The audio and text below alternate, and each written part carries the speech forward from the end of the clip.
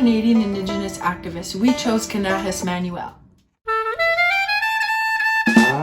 So we just want to let you guys know that when we say Kanahus Manuel, we're just going to use her last name. So Manuel.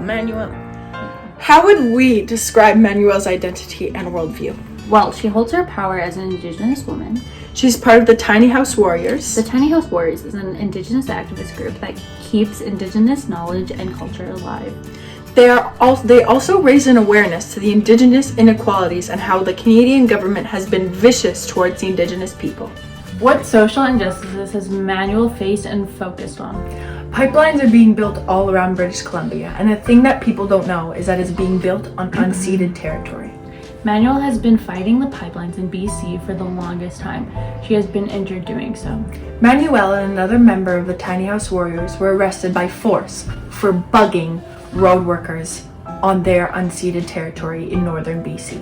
They got arrested for only saying, "You have no right to build there.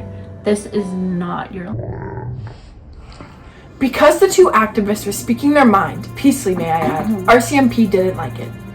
Manuel was body slammed to the ground, severely injuring her arm.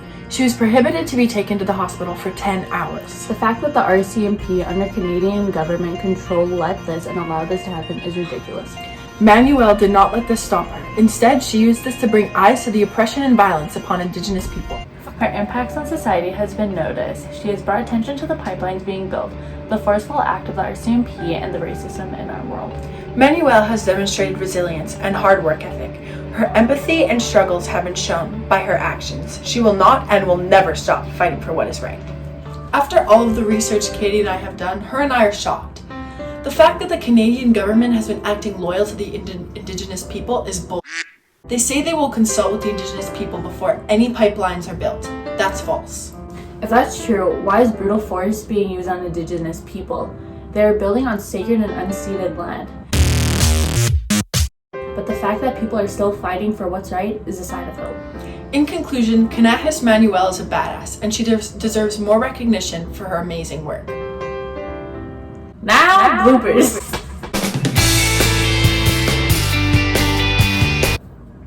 Okay. I have gum stuck in my teeth. Because the two activists were speaking their mind. Peace, may I add?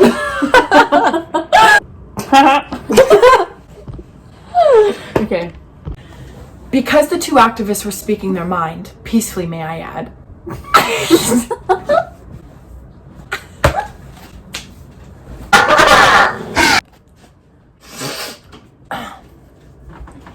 Because the Mom.